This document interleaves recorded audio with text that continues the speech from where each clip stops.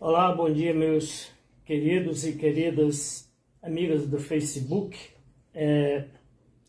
Hoje, sexta-feira, uma aparição um pouco diferente. Certo dia, um irmão disse: Edinaldo, seus vídeos parecem muito fechados. Eles são muito fechados, parece que você está se escondendo de alguém.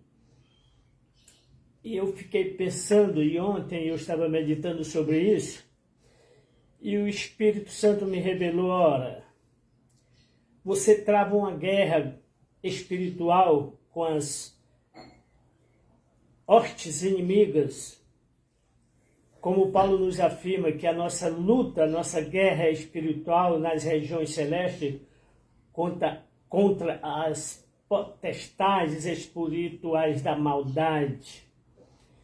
Nós lutamos, quando nós estamos fazendo um vídeo deste, nós estamos lutando contra estas hostes inimigas da verdade. Então são hostes da maldade, da mentira, da perversidade, e nós confrontamos com a verdade de Cristo. Então é uma luta, é uma guerra, querido.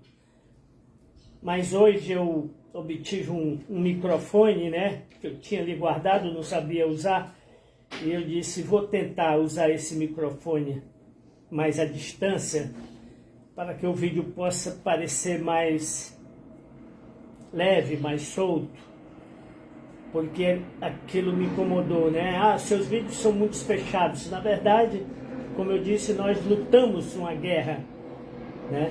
Eu sou um guerreiro, um escravo, um soldado de Cristo, que me preparo para a guerra todos os dias. E ontem, meus queridos, quando eu falava sobre a volta de Jesus Cristo, eu cometi um gafe e quero lhes pedir perdão, porque eu falei que eu estava transmitindo a visão de Erickson Millard, e não é, me perdoe, Wayne Grudem, né? Então ele diz aqui, quem é Wayne Grudem? Um americano, né? Um especialista altamente conceituado em relevante e excelente comunicador atual evangélico. Wayne Grudem é autoridade respeitadíssima nos melhores círculos acadêmicos internacionalmente aclamado. Ele é graduado em Harvard, mestre em divindade pela Westminster Tecnológica Seminário. É doutor pela Universidade de Cambridge. Foi professor titular do Departamento da Teologia Bíblica Sistemática de Trinity Evangelical, Jewish School, durante 20 anos. Atualmente leciona em Phoenix Seminário, já escreveu diversos artigos e obras, né, de grande aceitação. Então, dito isto, vamos continuar o nosso estudo sobre a volta de Jesus Cristo, né?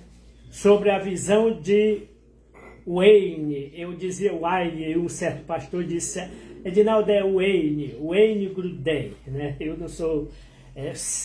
conheço muito pouco o inglês, sei falar só eu te amo, I love you, essas coisas assim. Então, quando ele explica a base bíblica, onde nós falávamos, haverá uma volta súbita, repentina, pessoal, visível e corpórea de Cristo, sim, todo olho o verá. Devemos estar ansiosos pela sua volta, né? E nós ficamos no ponto C, né? Não sabemos quando Cristo voltará. A hora que não cuidais, o Filho do Homem virá. Está lá em Mateus 24.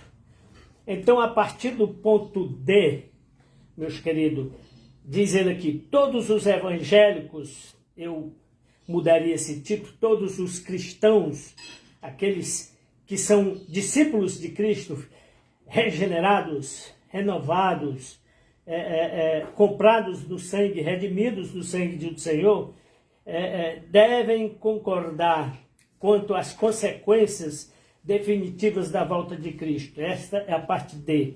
Não importa se você discorda quanto aos detalhes, né? Todos os cristãos que têm a Bíblia por autoridade final concordam que a consequência definitiva e última da volta de Cristo será o julgamento dos incrédulos e a recompensa final. Ou seja, quando Cristo vier, ele não virá para salvar, para perdoar. Ele virá com um veredito na mão, ele virá como juiz de toda a terra e o seu juízo será implacável, né? Será sem misericórdia. Ele chega a dizer lá nos evangelhos sinóticos que haverá mais rigor para Tiro e Sidom do que para Sodoma e Gomorra. E você pergunta, nós perguntamos, por que Sodoma e Gomorra foi destruída, Tiro e Sidom também foi destruído, só que Jesus Cristo não operou milagres em Tiro e Sidom, a não ser na época de Elias, aquela viúva de Serepta, que era uma aldeia de Sidom, né? Ela era uma Sidônia, e Elias foi enviado para aquela viúva lá em Serepta, né? E Jesus Cristo chega a citar este ocorrido no Evangelho de Lucas, quando ele diz, na época de Elias, havia muitas viúvas em Jerusalém com fome, mas somente aquela viúva de Serepta é que foi enviado o profeta Elias, né? E aquela mulher se converteu, foi convertida, aceitou a salvação e foi restaurada e foi alimentada, e ela alimentou a Elias. Então, veja bem, a parte é discussão quanto aos pormenores dos eventos. Muito se discute sobre a questão dos eventos futuros. Os cristãos discordam a respeito de pormenores específicos sobre o que acontecerá logo antes e logo depois da volta de Cristo.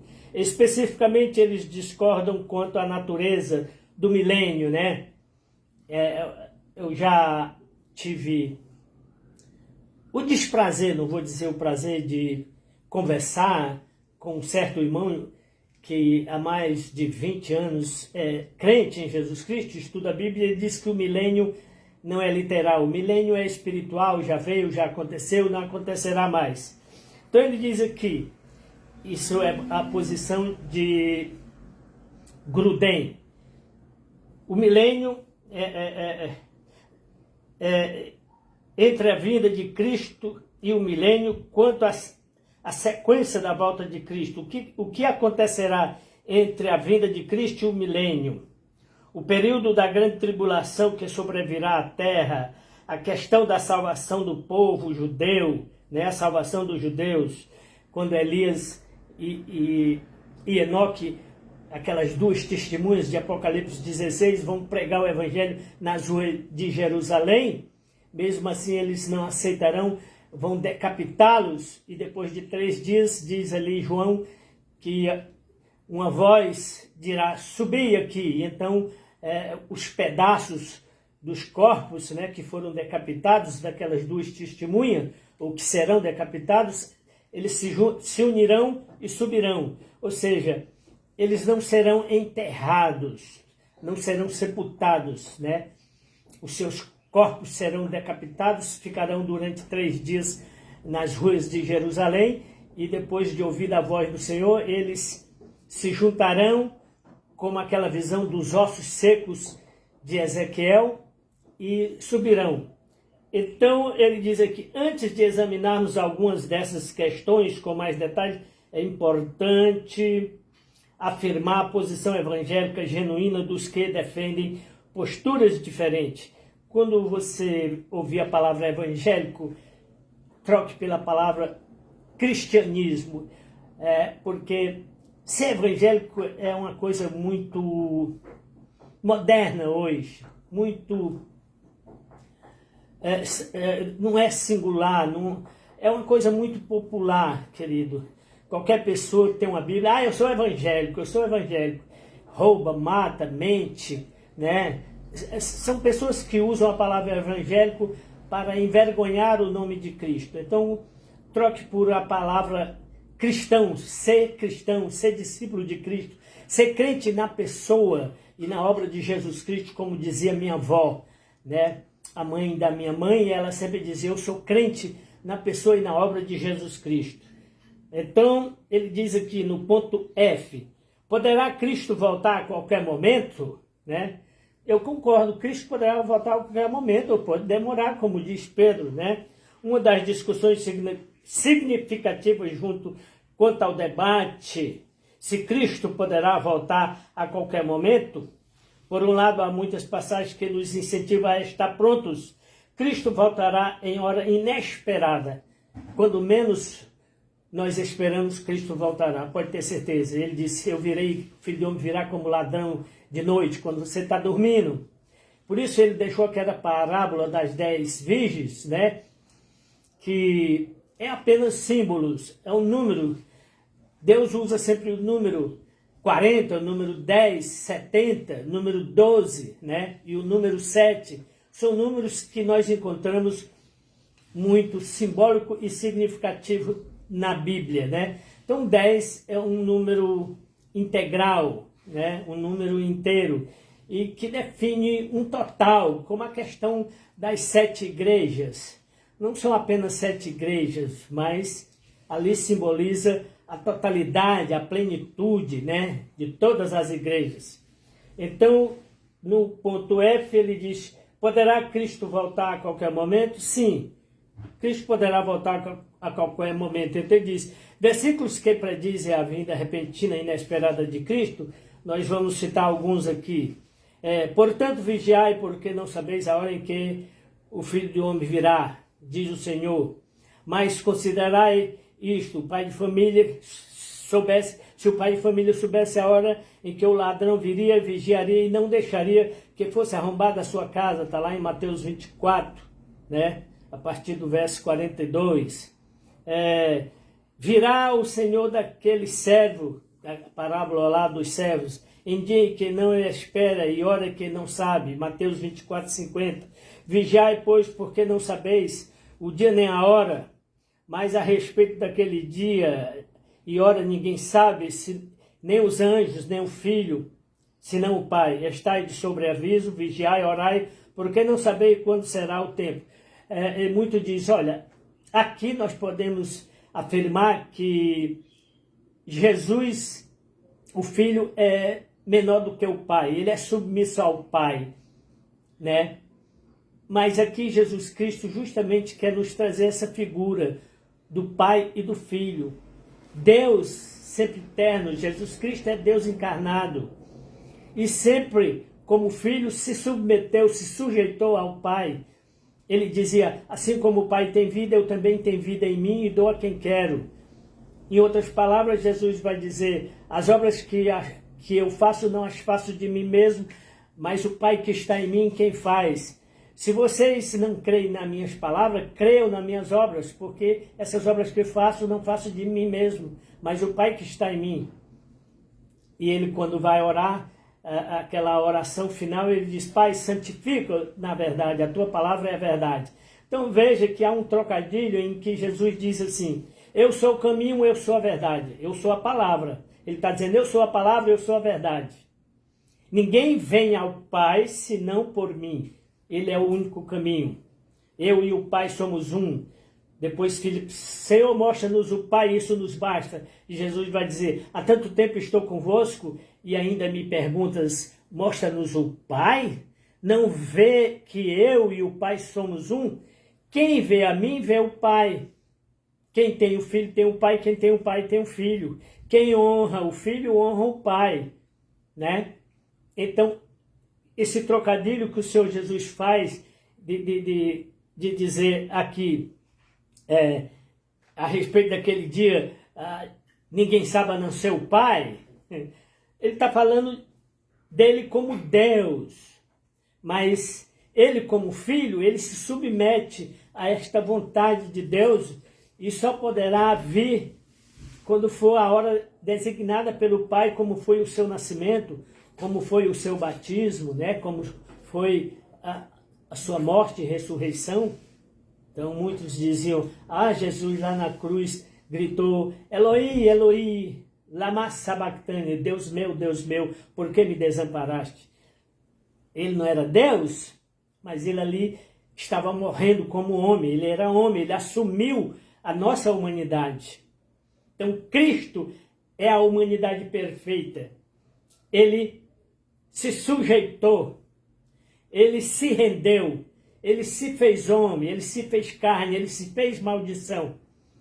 Então, Jesus Cristo, querido, aqui ele está dizendo, eu vou vir quando for a hora do Pai, quando o Pai já determinou o dia e a hora. Então, não é que ele não soubesse, mas que ele, parafraseando, ou seja, aquela antropoforma de dizer, eu como filho, como homem, eu tenho que me submeter à vontade do Pai. Então, diz aqui, é como um homem que, ausentando-se do país, deixa a sua casa, ele dá autoridade aos seus servos, cada um a sua obrigação, ao porteiro, ordena que vigie. Vigiai, porque não sabeis a que hora o dono da casa virá, se de tarde, se à meia-noite, ou se ao amanhecer, etc. Ficai também vós apercebidos, porque a hora em que não cuidais o Filho do Homem virá, está lá em Lucas 12, Marcos 13. Então são versículos em que nos traz a certeza da volta de Jesus Cristo. Diz aqui, Paulo vai dizer aos 1 Coríntios 16, 22, Maranata, vem Jesus. Então Paulo tinha certeza da volta de Jesus. Maranata, vem Senhor Jesus. Mas nós somos cidadãos do céu, estamos esperando ansiosamente o nosso Salvador, o Senhor Jesus Cristo, que virá dos céus. Filipenses 3 e 2 e 20. Filipenses 3 e 20. Então são versículos que nos afirmam que Jesus Cristo virá sim. Jesus Cristo vai vir, mesmo se tardar, ele virá, queridos. Então, muitos crentes já não acreditam, como Pedro, e ontem eu falava, Pedro disse, olha, muitos dizem, tudo continua do mesmo jeito, nossos pais morreram, nossos avós, e nós estamos morrendo, nossos filhos, nossos netos estão assumindo aí a geração, e Jesus Cristo não vem? Jesus Cristo não vem mais. Isso aí foi espiritual, foi quando ele enviou o Espírito para morar em nós. Então, querido, essas pessoas estão apostatando da fé. É aquilo que Jesus disse, e por se multiplicar a iniquidade, o amor pela palavra, pelas promessas de Deus, se esfriará de quase todos, quase todos. Ou seja, isso aqui nos dá uma ideia de mais de 50%. Mais de 50% daqueles que dizem ser crentes vão apostatar, vão definhar, né? Porque não acreditam mais na palavra de Deus, não tem a palavra de Deus como regra de prática e fé.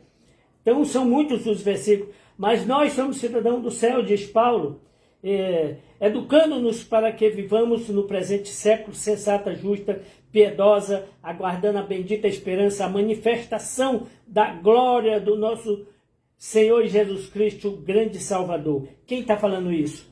Tiago, o meu irmão de Jesus. Ele está dizendo, nós devemos nos educar lendo a Bíblia, vivendo no presente século, uma vida sensata, justa, piedosa, aguardando a bendita esperança. Temos que aguardar, temos que esperar.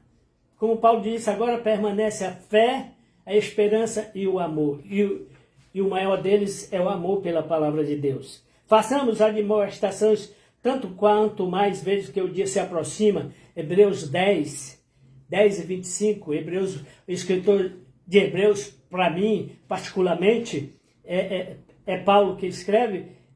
Nós devemos aguardar, né? Então devemos fazer a admoestação. Quanto mais o dia se aproxima, o dia está se aproximando, nós estamos nos envelhecendo, mas a nossa esperança não morre, a esperança, né, ela não confunde os corações. Sede, pois, irmão, pacientes até a vinda do Senhor. Fortalecei o vosso coração, pois a vinda do Senhor está próxima. Aí você diz, próxima quanto? Devo parar tudo que eu estou fazendo? Não, continue construindo, continue trabalhando, continue vivendo, né, querido, até a volta do Senhor, mas devemos estar preparados para qualquer momento, quando Cristo vier, então estejamos obedientes, submissos, para que jamais nos envergonhemos dele, para que jamais nos afastemos da sua presença, da sua glória, né? Então ele diz, sede, pois, irmãos, pacientes até a vinda do Senhor, Tiago 5. Esses são versículos, querido, que Grudem vai citar, e outros tantos vários, Apocalipse 22, Apocalipse 1, né? O dia do Senhor no qual os céus passarão, virá entretanto como ladrão, o dia do Senhor, 2 Pedro 3, o tempo está próximo, Apocalipse 1 e 3, eis que venho sem demora, Apocalipse 22, Jesus está dizendo, eis que eu venho sem demora, aquele que dá testemunho dessas coisas, diz certamente, venho sem demora, Apocalipse 22 é João dizendo, que quer dizer essas passagens? Se o Novo Testamento não contivesse passagens sobre os sinais que precederão a volta de Cristo, é provável que concluíssemos pelas passagens que acabamos de citar, que Jesus poderia vir a qualquer momento. Nesse sentido, podemos dizer que a volta de Cristo é iminente. Isso parece amortecer o impacto dos alertas que estejamos prontos e vigilantes, caso haja motivos para que Cristo não voltará logo. Será que você tem algum motivo para não crer na volta de Jesus Cristo? Antes de analisar as passagens sobre sinais, sobre a vinda de Cristo, é preciso considerar aqui outro problema. Jesus, os autores do Novo Testamento estariam enganados com suas expectativas da sua volta? Eles não estariam pensando que a segunda vinda de Cristo ocorreria em poucos anos? Eles escreveram isso no ano 70, nós já estamos vivendo no século 21, 2025, né?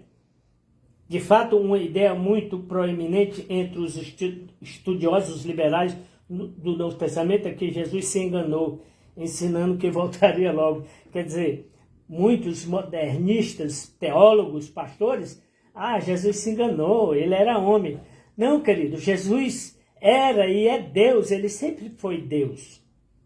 Por isso o seu corpo não foi deixado na sepultura, ele venceu a morte. Então ele é Deus, ele não se tornou Deus por causa dos milagres, por causa do testemunho dos apóstolos, como muitos dizem. Não, porque assim Eliseu, Elias seria Deus também. Eles realizaram milagres, né?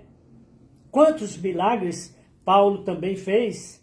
E Paulo sempre se submeteu como servo, apóstolo de Cristo, né? Ele chega a dizer, eu era blasfemo, mas agora a vida que tenho, eu fui transformado, e a vida que vivo pela fé no Filho de Deus. Né? E 2 Timóteo 6, ele vai dizer, porque Jesus Cristo entrou no Santíssimo, no verdadeiro Santíssimo lugar, não no figura humana que Moisés entrava. E só Jesus Cristo possui a imortalidade, porque ele habita na luz inacessível, onde homem nenhum jamais penetrou. Então Jesus é Deus homem, ele é Deus que se tornou homem, ele não é homem que se tornou Deus. Ele tem as duas naturezas, sim, mas Jesus Cristo não é homem que se tornou Deus. Deus não é homem para mentir, e nem filho de homem para se arrepender. Então Jesus Cristo não se arrependeu de pecado. Jesus Cristo não ofereceu-se a si mesmo pelos seus pecados. Jesus Cristo não tinha pecado. Ele morreu por nossos pecados, pelos seus pecados. Então Jesus Cristo não morreu pelos seus pecados, mas pelo meu pecado, pelo seu pecado, pelos nossos pecados. Então Jesus Cristo é Deus que se fez homem, e não um homem que se fez Deus, mas Deus que condescendeu com o homem, se fez homem, se humilhou, se esvaziou e não usurpou ser igual a Deus. Antes se esvaziou de si mesmo para sofrer, para morrer. ele deu a vida por nós. Então, Cristo, querido, não morreu por ele morreu por nós, pelos nossos pecados. Então, essa ideia de que Cristo se enganou, essas pessoas já apostataram. Nenhum desses textos que acabamos de citar exigem interpretação.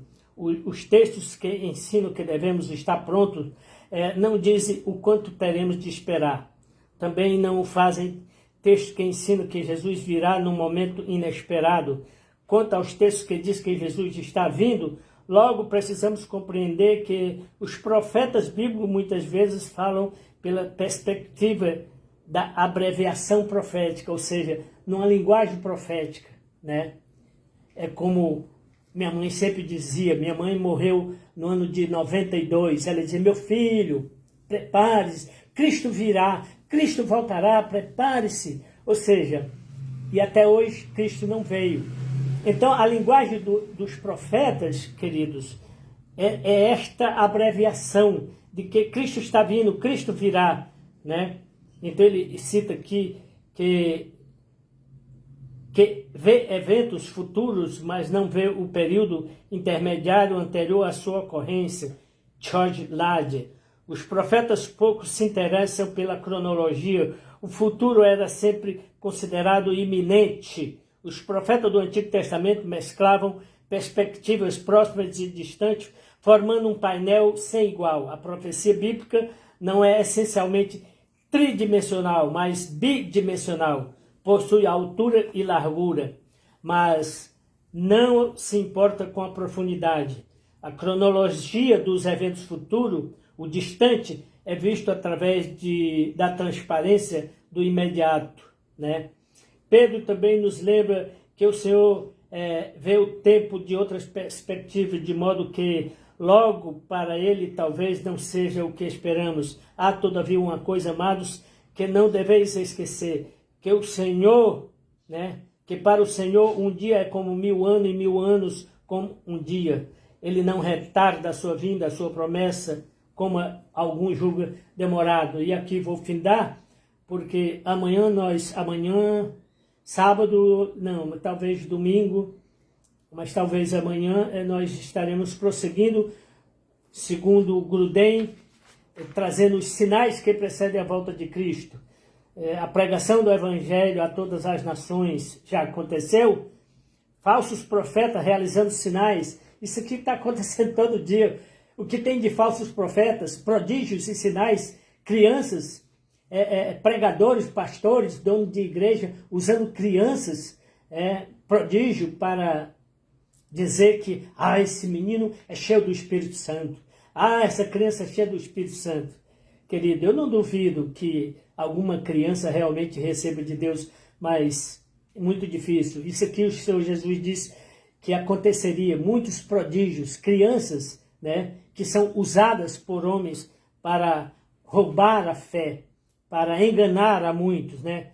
Sinais dos céus se acontecem, a vinda do homem da iniquidade e da rebelião. Será que nós não já estamos vivendo esse período do homem da iniquidade, né? O homem da injustiça? O que você diria a respeito de todas as injustiças que nós temos hoje? Que não há mais um presidente que governe, mas sim um STF de toga que governa. Quem governa o nosso país? Não é mais o presidente, não é mais o Senado, o Congresso, mas